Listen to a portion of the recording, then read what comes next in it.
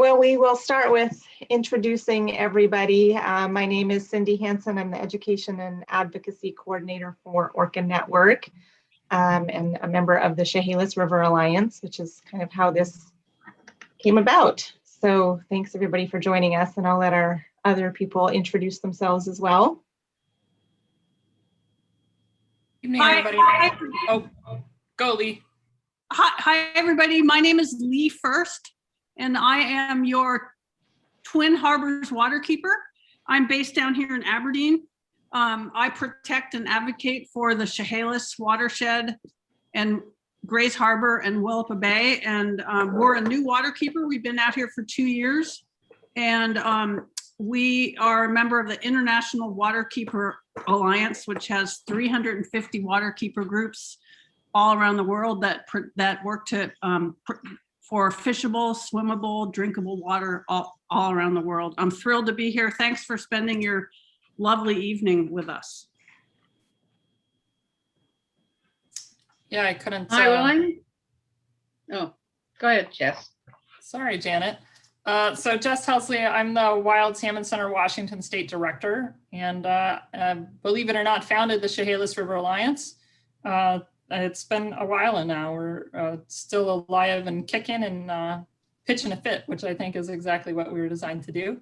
Wild Salmon Center works to protect salmon strongholds throughout the Pacific Rim. So from Northern California all the way up north into British Columbia, Alaska, over into Russia and Japan. So trying to fight to protect the salmon that all of the orca love to eat so much. And it's a pleasure to be with you all this evening. Thanks, Jess. Amanda, do you want to introduce yourself? Hi, everybody. My name is Amanda Colbert. I'm the Education Assistant with Orca Network. So I work pretty closely with Cindy, and I'm excited to see everybody here tonight. Yeah, and since we have a small group, if anybody else would like to introduce yourself, you don't have to, but feel free to tell us who you are and where you're from. Well, I'm Janet Strong, and I'm the president of Grays Harbor Audubon Society. And our Audubon Society is interested in birds, but more than birds. We're interested in the entire natural system. And we have a couple thousand acres of habitat that we own and protect. And yes, we're interested in this issue, the dam issue, very, very much. Not just for the sake of salmon and orcas, although that's really important, but for the sake of the whole river system, the whole ecosystem there. Thanks, Janet. Linda. I'll introduce myself, Linda Buckley. I'm with the Great Old Broads for the Wilderness, Cascade Volcano Chapter. Lori Kerr and Barb Fox-Killer are co-leaders. And I've seen a bunch of you at other events, particularly when we were doing the stewardship in the Chehalis Basin at the Discovery Trail. And we've had some of you as speakers, so thank you. And I just want to say that's like my favorite name for a group ever. So it's kind of tongue-in-cheek. It's kind of tongue-in-cheek, yeah. Thanks for being here. I'm Lori Arnaud, and I live in Olympia. I'm the Director of Development for Wolf Haven International. But I'm really engaged with whales, and certainly the Chehalis River Basin Project is very aware of. Thanks, Lori. Hi, my name is Micheline Halliday. I live on San Juan Island. I advocate for the southern residents and all whales. I've spent a lot of time the first half of this year attending the Charter Review Commission meetings and speaking up for the orca, and also the comp plan meetings, again, speaking up for the environment and the orca. Thank you. Thanks, Micheline. Hi, this is Linda Orgel from Grundbaum, and we're with Friends of Grays Harbor and Grays Harbor Audubon and Twin Harbors Waterkeeper. And we're very active in the alliance to prevent the dam being built on the upper Chehalis so the orca can get their food. Thank you. Hi, My name's Ben Bama, San Juan Island. And hopefully there will be no feedback now.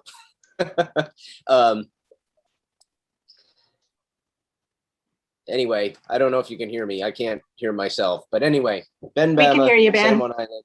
And We can hear you. I don't really do a whole lot, but I love the whales like crazy. So happy to be here. Thanks, Ben. Great. I'm Heather Nicholson on San Juan Island and working really hard for the whales and salmon. And I co-founded the San Juan Islands Community Network last year, and we do stories for the future of the San Juans, all for a thriving future for all human and non-human life. And I just work really hard to keep the whales front and center and stories and attention on the environment. And I do a lot of other work behind the scenes. Thank you. Thanks, Heather. Yeah, thanks for doing this. All right, is there anyone else who would like to introduce themselves?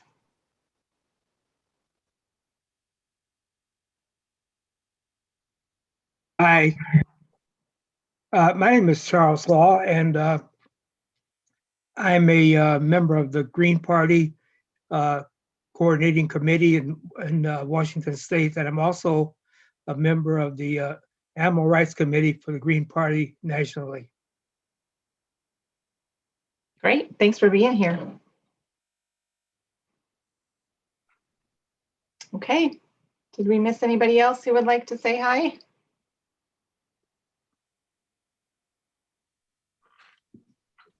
All right, well, we will go ahead and get started then. We're going to start with Lee, kind of giving us an overview of the Chehalis Basin and what the issue is. And again, if you have any questions, you can write them in the chat or raise your hand. Again, we're just going to be kind of informal and hopefully have a great conversation. So go ahead, Lee. All right, thank you very much. I'm having some internet instability, so I got my video off, but I might try to turn it on again a little bit later. I'm going to talk a little bit about the background and the context of this dam, and I have 7 points here that I'm going to discuss. And please do ask questions. So I'm basically going to tell the story of why this dam is being promoted right now. So the Chehalis River is a major lowland river without glaciated headwaters. Prior to development, the river flooded the valley for thousands of years, creating the characteristics that make it an extremely productive river for salmon and other aquatic species. The Chehalis people, who have inhabited the valley for thousands of years, understood the benefits of flooding, giving the name to the river, which means our wealth water. Since then, the headwaters have been massively logged, and a huge amount of infrastructure has been built in the river's floodplain. Farming has transformed the valley by removing forests and riparian areas. A combination of these changes has resulted in disastrous flooding, and it is predicted that increasing storms and increasing temperatures will continue to worsen flooding in the coming years. Severe flooding has occurred in this valley since the 1930s. And I do not want to discount the damage and loss of life and property that has occurred during these floods. Chehalis River has flooded 18 times in the last 20 years. Major floods occurred in 1990, 1996, 2007, and 2009. The flooding in December of 2007 and 2009 and in February 1996 was caused by prolonged precipitation accompanied by snowmelt. 2007, warm weather trends known as the Pineapple Express caused many rivers and creeks throughout the basin to rise well over the 100-year flood levels, causing flooding in both rural and urban areas.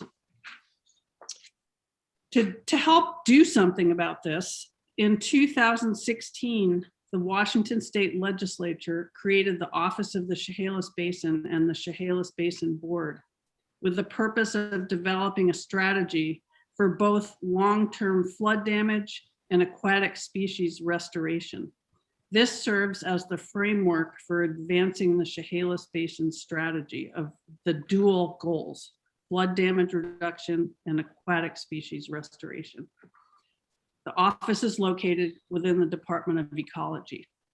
And I'm going to let Jess talk about the impacts to fish, because she's the expert.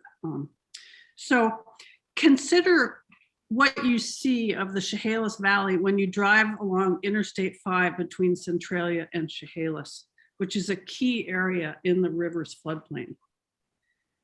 Not only is the interstate itself built in the floodplain, but massive fill and development has occurred and is currently occurring in the large outlet malls in Chehalis and Centralia. These areas are surrounded by levees that offer some degree of protection from flooding for the huge stores like Walmart, giant box stores. So those areas in those giant shopping malls in the river's floodplain are to some degree protected by levees because they've been elevated, and so they're now pretty much protected, except in the worst floods. And just having those giant malls and stores and roads in the floodplain worsen the flooding because the water can no longer access its historic floodplain. Take a drive in the huge outlet mall in Chehalis, where the city of Chehalis is just now permitting a large new Honda dealership. You'll notice an abundance of ready-to-go stubbed out access roads and signs about large lots for sale or lease. Development in these areas is on the rise, and that's just plain wrong, especially in these times when we're trying to figure out a solution for flooding. There is no guarantee that a dam will prevent catastrophic flooding. This location was chosen because it sometimes is the source of the most water during the flood event, but not always. The other tributaries sometimes contribute massively to major floods.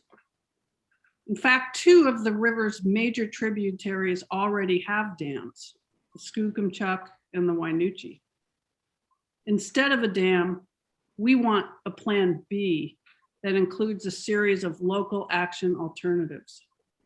These include elevating homes and utilities, replacing massive amounts of culverts to prevent water impounding, allowing uninhabited areas and wetlands to flood, restoring forests and riparian areas, and encouraging people to move out of the floodplain, and stopping development. We think a combination of these alternatives will be more effective and will protect people and aquatic species. Furthermore, all development in the floodplain should immediately be stopped. Those are my points, and I'll hand it off to Jess. Thanks, Lee. Before we go to Jess, we're actually going to, we want to show a trailer from a film that was made about this now that Lee has kind of set the stage for what the issue is and what's happening in the Chehalis Basin. Amanda is going to share just a short, I think it's about 3 minutes long, trailer to a film called Chehalis, A Watershed Moment. It's a wonderful documentary. If anybody would like to watch the entire thing, you can find it on Amazon Prime, but we just thought we would show the trailer to that, just to kind of give you a little flavor for what's going on with this issue. It is not looking good for us today. Over the last several decades, the problems have accelerated here in our basin. Our weather has changed dramatically. The entire watershed is fragile and very vulnerable. There are very real impacts of climate change. The types of changes we're talking about for rivers are really dramatic. There has been 2 big fish kills since the '07 storm from low flows, high temperature. In most years, the Chehalis River is the largest producer of salmon and steelhead within Washington state. The spring Chinook run has declined. We could be facing a situation where it's going extinct. The last 30 years have seen 5 of the most significant floods on record. Flooding is the #1 cost to the federal government in disasters. At some point, you need to just go, okay, what are we going to do about it? We can't handle it even with levees, and that's why we need a dam. The west end of the dam will be tucked against that hill just off my property line. And the proposal is that it be used for only the 10-year flood. This is something that will open up and stay open. It is also potentially an expandable version. There's people that just don't want dams to not want dams, but most of them don't live here. The stance of the Chehalis tribe today is that we disagree with the solution of a dam or any kind of retention project in the headwaters. We're hoping that the dam won't be built here. I have concerns about the indirect effects of such a large structure on the river and how that will affect our cultural resources. There's a lot of native fish species up there that would be directly affected negatively by a dam up there. I think it's important to know what the consequences of doing that are. As awful as the floods have been, it has definitely spurred a massive movement in data collection.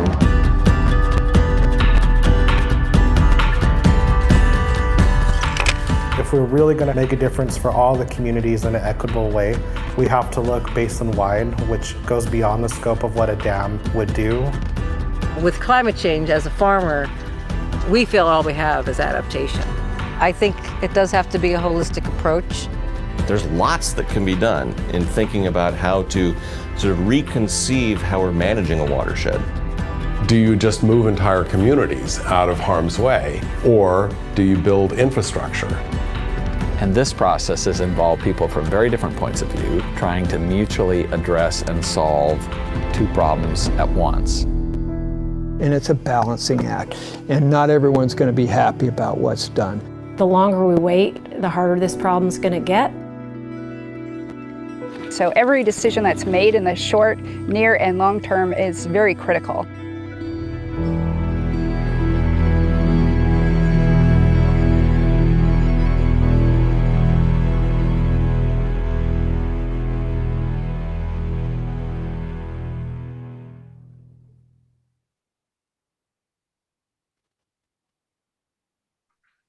All right, thanks, Amanda.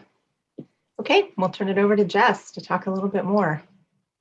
Perfect. So you all, for the most part, are pretty seasoned on these issues. And so it seems like common sense at this point that dams and fish don't coexist. There have been places, where we try to take a step back and retrograde, and yet they're still impactful. And I think in recognizing that, the dam sponsors for this project, you'll often hear them saying, oh, that's not a dam, it's like a bridge.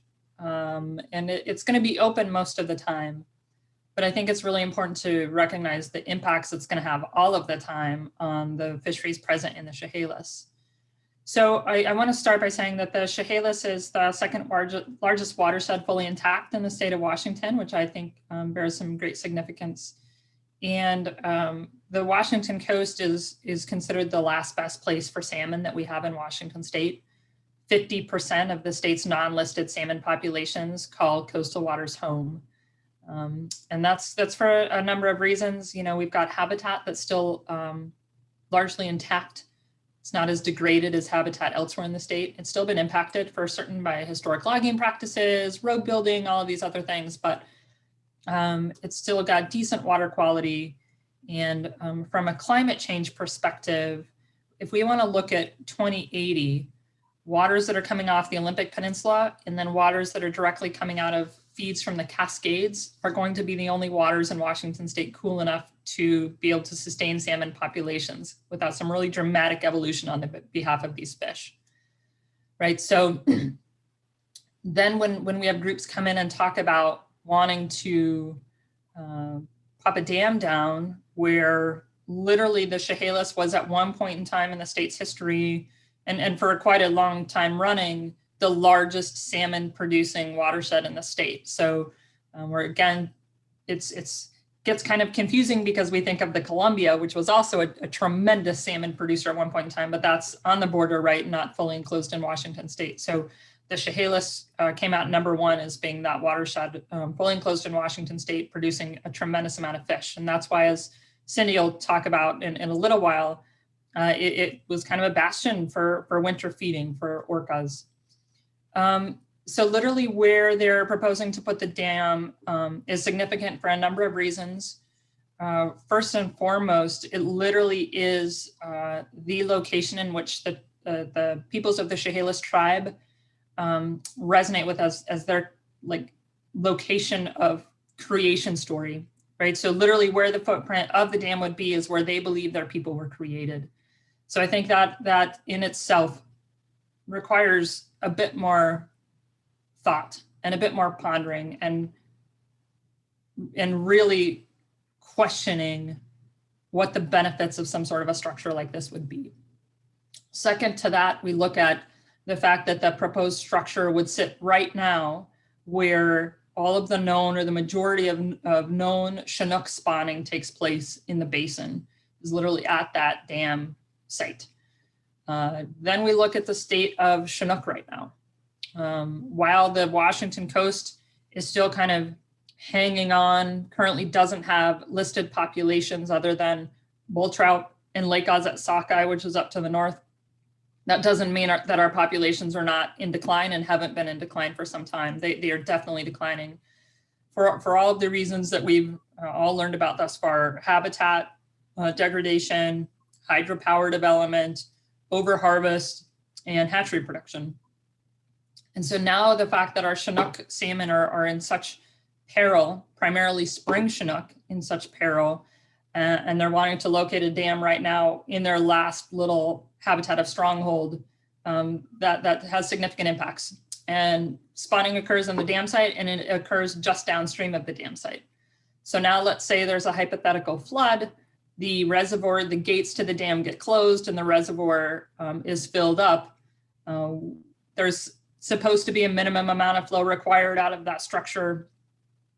A lot of these details haven't been worked out, right? So what happens to any redds that are in the gravel down below? A red is what we call a salmon egg nest. So that's where they've deposited their eggs in the gravel. And then, you know, these floods are going to happen after fall spawning. So what happens then if we've got eggs incubating in the gravel and suddenly there was a dam that caused the gates to close? Now we're going to open those gates back up. All of those poor eggs in the gravel are likely to get flushed downstream. So significant concerns, whether it's immediately at the dam site or just downstream of the dam. And it won't just impact Chinook, it'll impact steelhead and coho as well. The steelhead of which rely on the cold waters that are upstream of the dam. And the coho kind of throughout the basin that are requiring a lot of the habitat that this water helps create. You know, I think good friend Dan Penn at the Chehalis tribe said it best when he told me at one point, he says, Jess, I don't know why we're trying to come in and manipulate a river. It knows what it's doing. It's been being a river for a long time. And that's so true. No matter what we do, we come in and we want to, you know, one would hope that we would have learned our lessons in the past, and that just doesn't seem to be the case. So, you know, I think it's really important. The dam proponents will try to argue that we're just making a salmon and orca argument versus a people argument. And I think it's really important that we kind of knock them off that pedestal a little bit, because it's so much more than that. I think this is our human response to hold ourselves accountable to what we're inflicting on the landscape by our presence and how we're doing that. Are we going about it in a way to try to minimize our impacts to the best of our ability? And Lee touched on this a bit when she was saying, listen, we need to hold jurisdictions accountable to not developing big box store complexes in the floodplain. We need to put some thought and effort into this. You know, again, you know, when white settlers first came into the valley, you know, tribal members traded with them and they told them, like, we wouldn't build so close to the river if we were you. Like, we know what this river is capable of doing, and truth be told, the river continues to do what it wants when it wants. And it's got little concern to where people have chosen to build and take up residence. So there are some alternatives. You know, I think us exploring those alternatives is absolutely important. And I think that the other thing to also recognize is the flood damage reduction benefits that would be achieved by this dam would be for a really small part of the basin. It would not actually protect homes throughout the basin. And to be quite honest, it's not going to stop dams. It's not a flood prevention dam at all.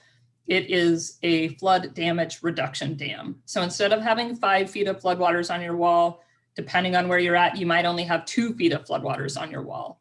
And to be quite honest, for me personally, putting our salmon or our orca at further jeopardy to just reduce 3 feet of flood damage on my wall, that's not a risk that I'm willing to take.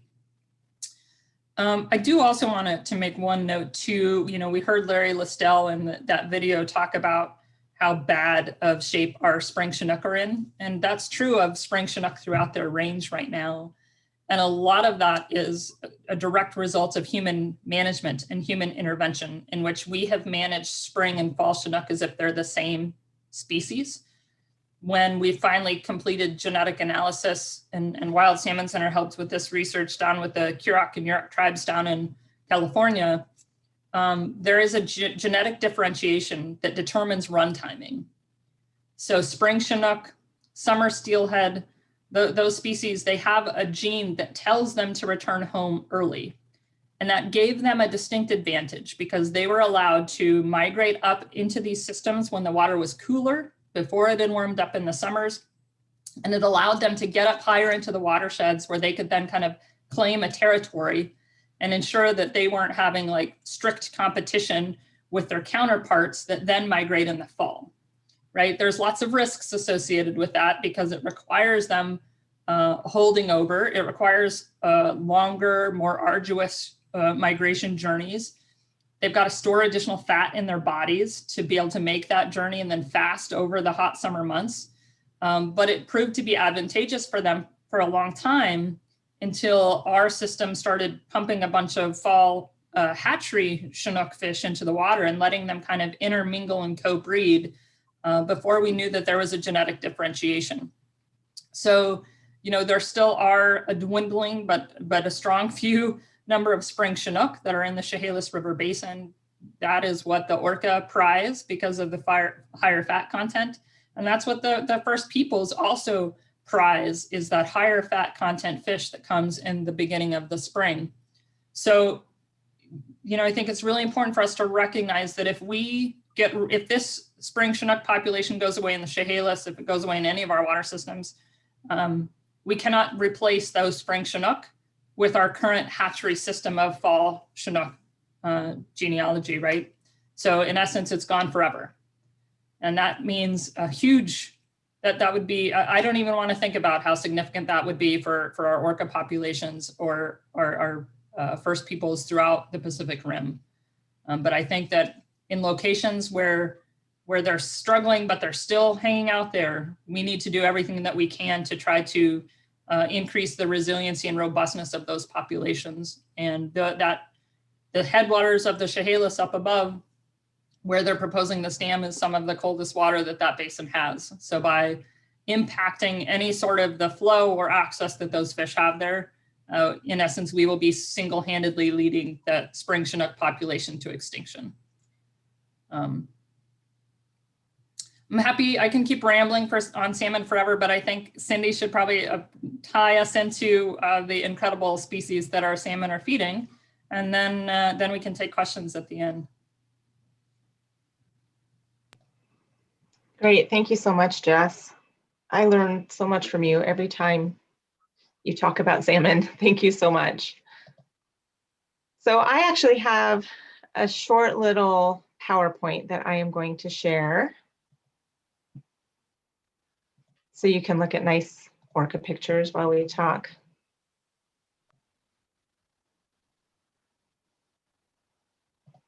Okay, so hopefully everybody is seeing that. If not, let me know. But I just want to talk about how all of this is going to affect the southern resident orcas if this dam gets built. You've heard about the issues and you've heard about the impacts it will have on salmon, which is of course how it will impact our southern residents. You all know about the southern resident orca threats, I assume by now, shipping, noise and disturbance, or just man-made noise and disturbance in general, pollution, contaminants, and then lack of salmon. But salmon is widely recognized as the biggest threat, both the quality and quantity of prey. And we do know that southern resident orcas do feed on Chehalis River Chinook. So they spend time in coastal waters every month of the year, and 50% of their time in coastal waters is spent off the coast of Washington. This map is actually showing the proposed critical habitat. We're still waiting on a final on that, but this is what NOAA has proposed for critical habitat expansion off the coast. What you see in both yellow and purple, those are basically two different areas or zones. And this is the Chehalis River right here, and that would be part of their critical habitat, is right off the coast where the Chehalis River flows into the Pacific Ocean. We also know from satellite tagging data that they are spending time in that area. This satellite tagging data from 2015 shows that they spent a lot of time off the Chehalis River. Again, there is where the Chehalis River enters the Pacific Ocean. They spent a lot of time right off the mouth there of Grays Harbor, down to the Columbia, back up again. So they are spending a significant amount of time in that area feeding, particularly in the winter and early spring. And then this is a list of priority Chinook stocks for southern resident orcas. This was created by Department of Fish and Wildlife and NOAA, looking at the different stocks and runs that southern resident orcas are feeding on. And this one right here, the Washington Coast stock, includes the Chehalis River, and it is ranked as one of the priority Chinook stocks. So we know they're spending time there, and we know that they're eating those salmon. We also know that southern residents will adapt if they're not getting food in the areas that they normally do. So for example, as many of you probably know, we're not seeing the southern residents in the Salish Sea in the summertime like we used to. It used to be pretty much, you know, May through September, you could count on seeing them on a pretty regular basis around the San Juan Islands. And we're not seeing that anymore. And the reason for that is because the Fraser River Chinook have crashed. The spring Chinook is pretty much gone in the Fraser, so we're not seeing the orcas here. But what we do know is that they've shifted and they're feeding off the coast a lot more than they used to during those months. So they will adapt their patterns. They will go find other salmon if they possibly can. And so as some of these other runs are becoming more depleted or not recovering, they're going to rely more and more on those coastal stocks. Like Jess was saying, some of those coastal stocks are a lot healthier, or at least not as depleted as some of the inland ones. So they are going to rely on these coastal stocks more and more.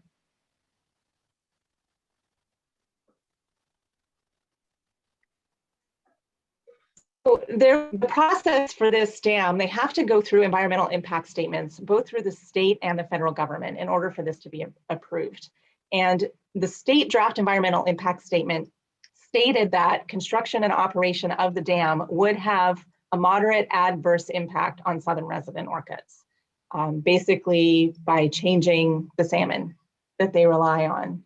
The federal draft environmental impact statement wouldn't go so far as saying that there would be an adverse impact, but they did say that they may experience low impacts from the slight decreases in abundance of salmon. And it's likely that they would lose a small portion of their prey. But what's important to note is that they can't afford to lose any of their prey, right? These orcas are on a precipice. They don't have enough food, and we have to protect every salmon run that we possibly can if we want them to survive. So even this tiny little impact that they are acknowledging in the federal draft environmental impact statement is too much. The other thing that's worth noting is that there's something called a Section 7 consultation that happens when you have an endangered species. So if a federal agency is going to perform an action that may impact a listed species, whether they're listed as threatened or endangered, or its critical habitat, they have to do something called a Section 7 consultation with NOAA. So that's something that I don't know if the people involved in this have thought about, but if they do get approval to do this dam through the environmental impact processes that are happening right now, they may still have to go through a Section 7 consultation because of the impacts that this could potentially have on orcas and their prey. And the other thing worth noting is that most of you, I'm sure, followed the Southern Resident Orca Task Force that took place over a couple of years in 2018 and 2019. It resulted in 49 recommendations, a budget of $1.1 billion for orca recovery. And this project is in direct conflict with that. And that's something that we need to keep in mind. And Governor Inslee himself even said that if Southern residents were to become extinct, we would suffer an unacceptable loss to our environment, economy, and way of life. So where we are right now is that, again, there is a state and federal process happening. They did take public comments on both of those, and we are still kind of awaiting the final results. But meanwhile, on July 22nd, Governor Inslee directed the Chehalis Basin Board and the Department of Ecology and Fish and Wildlife to pause the environmental impact statement processes for the rest of the year and work with the tribes on non-dam alternatives. And what's happening right now, Jess can probably fill you in a lot more on this than I can, but the current budget that they are proposing does not include funds for non-dam alternatives. And so not following the directive that they were given by Governor Inslee. And that's kind of where we all come in, is writing these comment letters to the governor's office and to the Chehalis Basin Board, letting them know that they really need to follow this directive and work on non-dam alternatives. So I'm going to stop sharing my screen and then turn it back over to Jess to maybe talk a little bit more about that. They will be having their next meeting on July 1st, and that's kind of when we expect some kind of a decision on this proposed budget.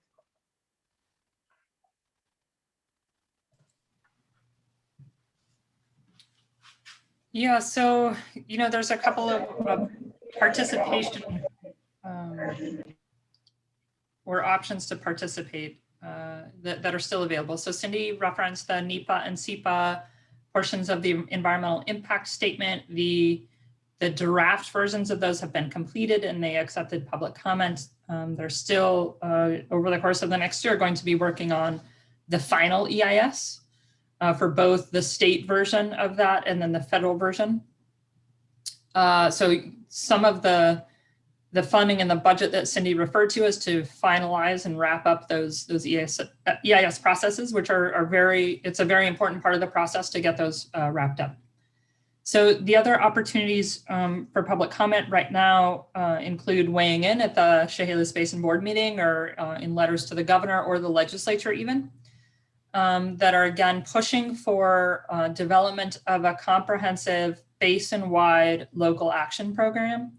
So again, the flood damage reduction benefits from this very, very expensive project, nearly $1 billion project, are strictly for that kind of upper basin I-5 corridor area, portions of Centralia and Chehalis, not even all of them. And again, you're seeing little to actually completely eliminate flood damage risk. For folks that live in the lower basin, like Aberdeen and Hoquiam, you're still seeing flood risks from those big storms, specifically because we know, that area of the basin is so flat, right? That all of those tributaries are really contributing quite a lot of flow to the overall flooding that occurs there.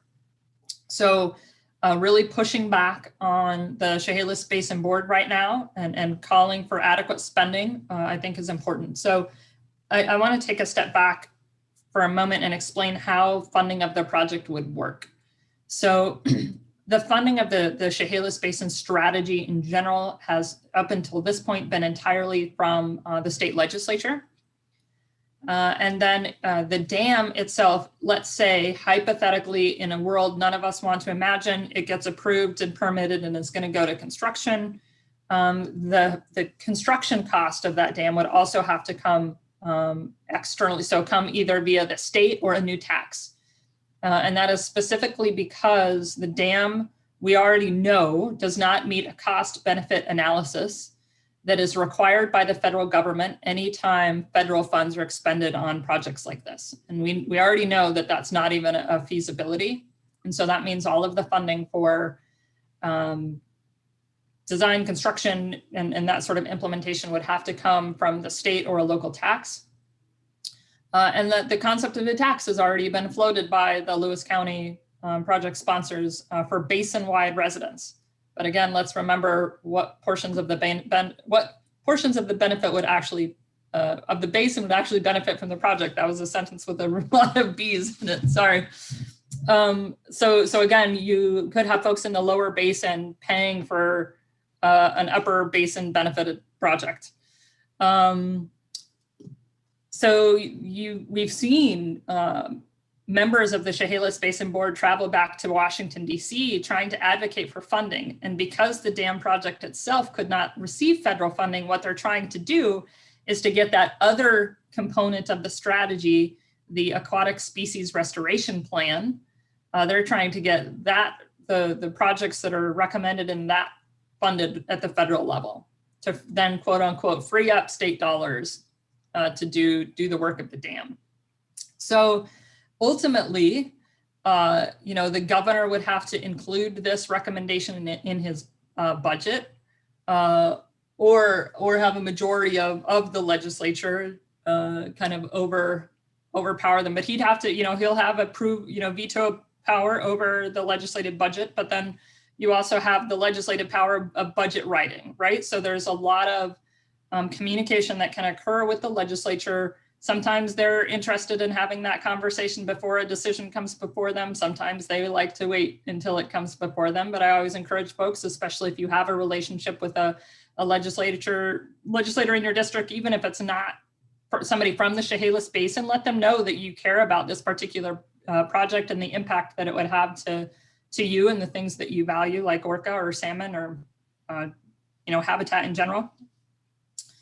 And then there's also an opportunity once the permit applications are submitted, then there's a public comment opportunity on some of those permit applications. So there's still lots of public participation opportunity to be had.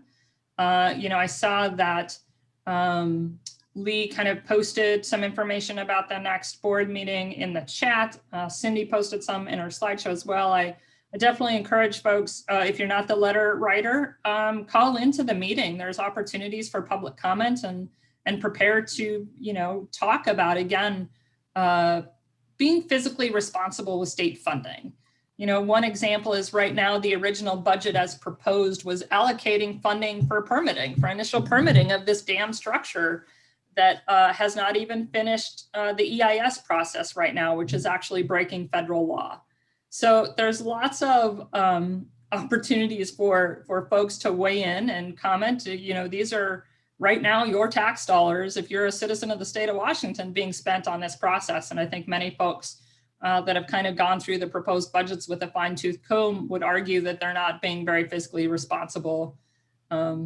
So those are lots of opportunities, and we can kind of help provide you comment points or answer questions specific to what you can include in a letter or in your oral comments if you want to give them at the meeting, et cetera. But happy to answer any questions or go into further detail on any of those topics.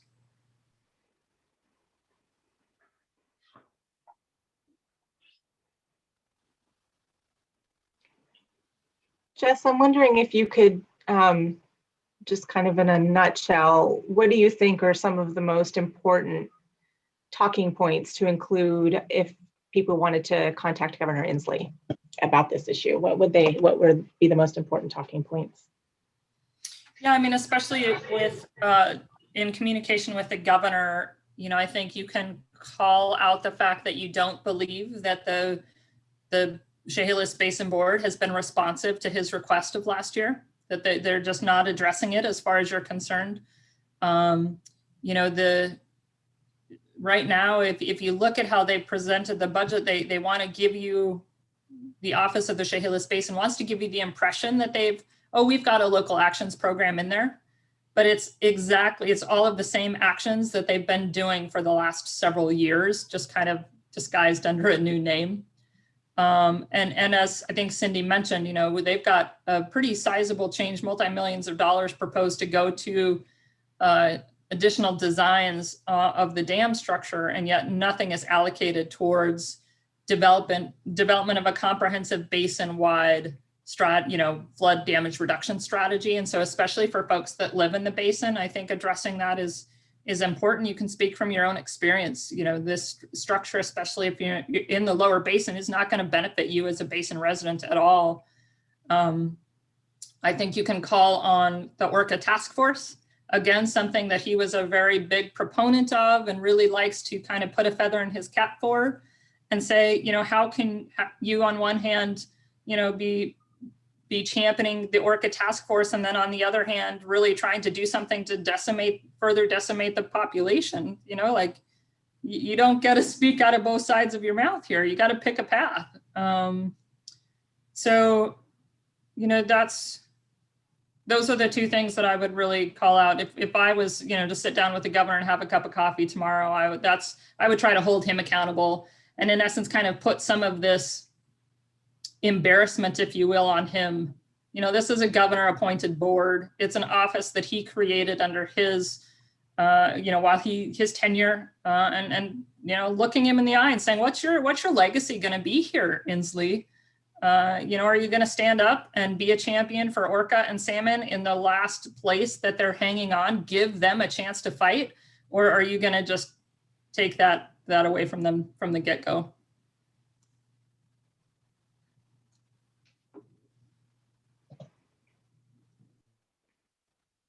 That's great. Thanks so much, Jess. I wish you could sit down and have a cup of coffee with Governor Inslee.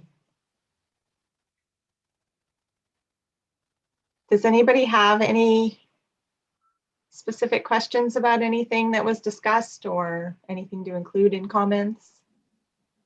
I had a question. Sorry if I think I have a double. Sorry.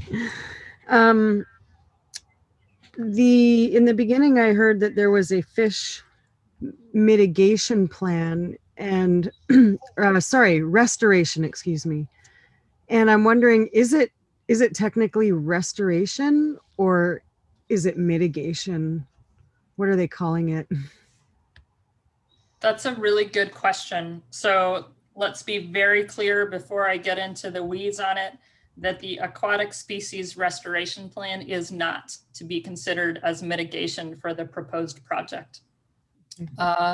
You may hear it kind of woven into language, again, similar language where they're calling the dam a bridge-like structure, where they're trying to say that, you know, we're investing a lot of money in this restoration, and so it should be simple enough and kind of like mitigation. But that when the Chehalis Basin strategy was initially developed, and this is actually back when Gregoire was governor, that's how long this ball has kind of been trickling down. There was two components clearly called out. The only mechanism that would bring both the tribes and the jurisdictions interested in dam construction to the table together was if there was going to be kind of a clear pathway forward on both fronts. One was habitat restoration, and the other was some mechanism to try to address flood damage reduction. Wasn't necessarily a dam, it was something to help us address that. And as Lee mentioned in her presentation, there's numerous other things that are actually a lot cheaper and much more effective to help reduce flood damage, especially for the households and populations that are experiencing it much more severely than others. But the aquatic species restoration plan, which once it's really finally fleshed out, will be one of the most comprehensive watershed-wide restoration plans ever developed in the state. somewhat similar to kind of the integrated Yakima Basin recovery strategy. I think I got the title right, but it's very comprehensive. And the unique thing about it is it's at this point in time, it's basin wide, and it is fully and firmly bounded by science. And it's got the support of jurisdictions and of the tribes and of nonprofits and other groups. While the dam proponents cannot claim it as mitigation, I do fully think that folks that are aware of the conservation benefits of this type of work, it actually has flood damage reduction benefits. A lot of the habitat restoration projects that are being considered and prioritized and ranked as a part of the aquatic species restoration plan. And if we were able to, if we had the capacity and the funding to implement that entire strategy at once, I think we would see pretty significant flood damage reduction benefits to a lot of the areas that might receive benefits from the dam, or that are modeled to receive benefits from the dam structure. So if you were to combine that sort of, how do we let nature be the sponge and do the work that nature was doing long before settlers came in and changed, the flow and function of watersheds, then the investment we would need to make in elevating homes or, moving certain structures out of the path of floodwaters would be much lower. So a long-winded answer to your question, Heather, but no, it cannot, in fact, in the EIS process, the aquatic species restoration plan and any of the restoration actions included in there cannot be considered as mitigation for the dam structure. And just quickly, is that, I know you were talking about hatchery fish as well. Is that specifically wild fish, restoration of wild fish? So the aquatic species restoration plan is strictly the restoration of habitat. So any fish that is going to go through that is going to benefit from it. Now, we set up our systems, or they should be set up in a way that not many hatchery fish are allowed to get to the upper portions of the habitat. They're supposed to be intercepted beforehand because we don't like that. The interbreeding of hatchery and wild fish has negative impacts on wild fish, and that's been pretty proven over time, but that doesn't mean that those hatchery fish aren't straggling through there sometimes. So any fish that happens to go through that habitat, and again, the scale of the restoration work that's planned in the plan is extensive. So it would benefit hatchery and wild fish, as they're navigating through the watershed to wherever they're headed, whether it's a hatchery or to the wild spawning grounds. And just a final comment, just the way there's an inherent conflict between Inslee's Orchid Task Force work and the Chehalis board, there's also an inherent conflict between restoring fish and building a dam. I mean, it's inherently conflicted. Absolutely. And if you look at the quantity of money that has been spent at the federal level, and then the state actually has to match those federal grants that come in for salmon recovery, habitat restoration projects, it's pretty tremendous. And so, again, that notion of fiscal responsibility and drawing a line in the sand and saying, what is it that you're doing here? And you can't allocate money to both honeypots while claiming, while sitting on your high horse and making a claim that you're not. So. Thank you for answering all my questions. I have a question. What is the support of residents in the lower basin? Like, where's the political support for the dam there? Is there any? I can take a little stab at that. So there are some projects that the flood authority is paying for, like levees on the Wishkah River and levees in certain parts of Aberdeen. And, but, in my opinion, and I've been a resident of rural Grays Harbor County for almost 2 years, most people, this is not foremost on their priority list. We do have our several of our county commissioners that are pro dam. So there, there's just enough projects down here that, it's on some people's radar, and there, these projects will help prevent floods. But like Jess said, the main beneficiary of this project is in the central part of the basin between Centralia and Chehalis. That's the area that will benefit the most from a flood control. Thank you.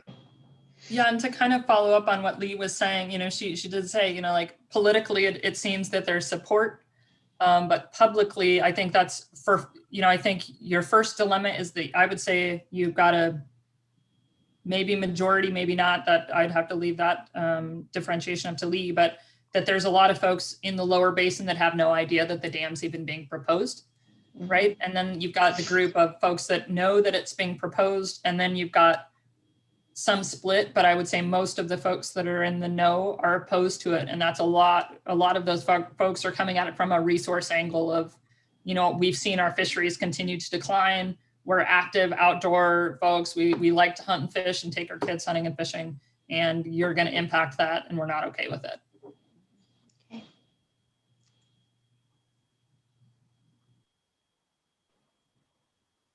Yeah, go ahead, Linda.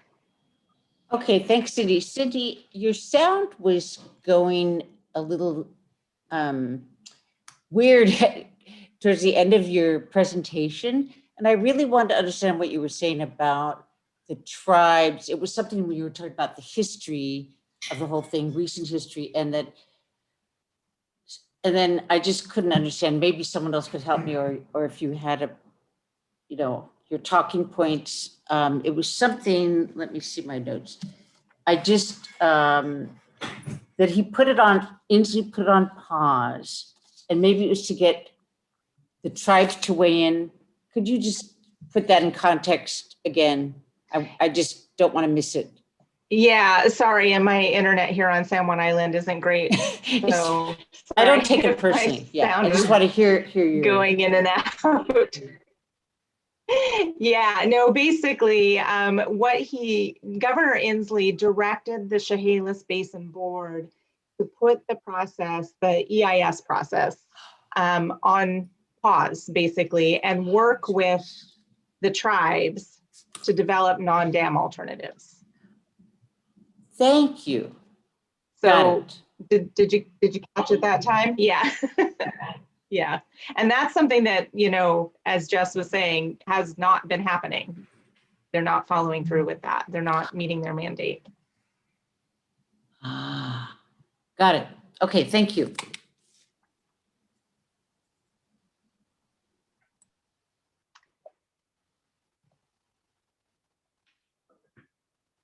Yeah, and Anders made a great point too in the chat that the creation story of the Chehalis tribe that you mentioned, Jess, is extremely important when considering this.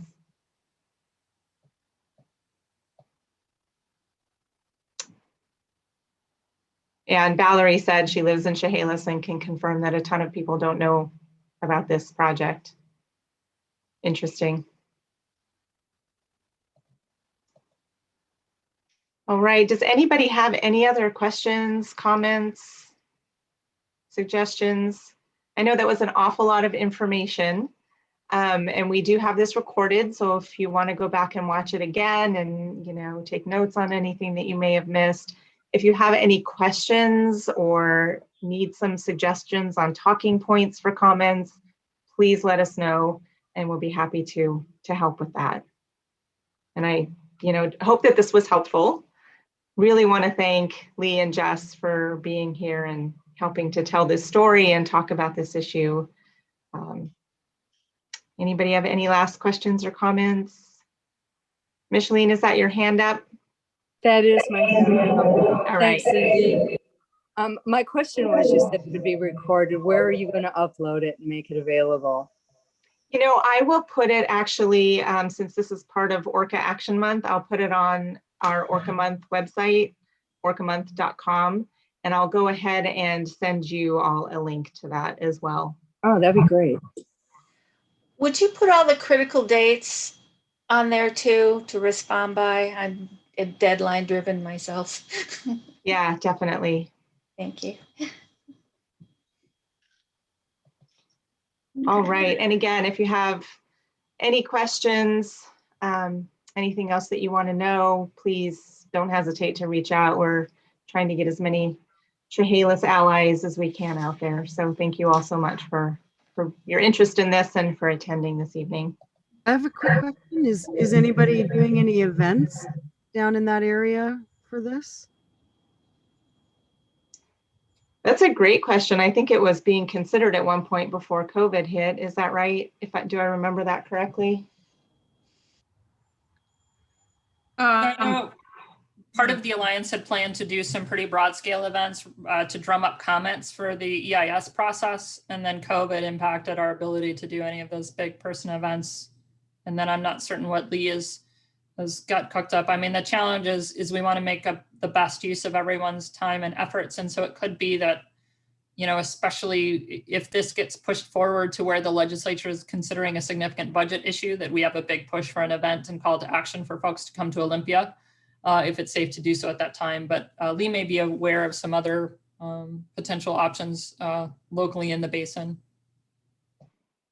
I'm extremely fond of kayaktivism, but with the COVID and other issues, I've kind of had to keep telling myself, no, we can't really do that, but I would love to do it.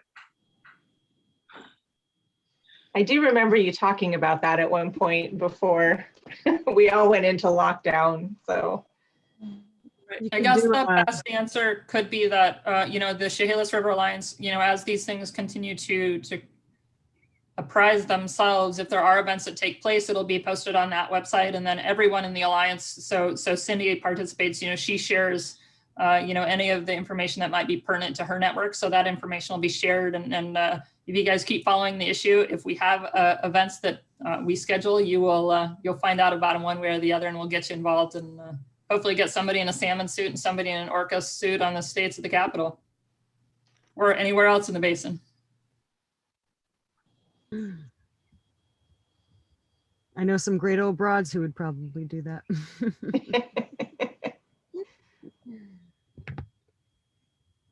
That was a wonderful presentation. Thank you so much for sharing all of that information. Yeah, thank you so much for being here. You're welcome. All right, we will let you all go enjoy the beautiful evening. Again, thank you so much for taking time to attend, and we'll hope to see you later at some event or talk to you about writing letters.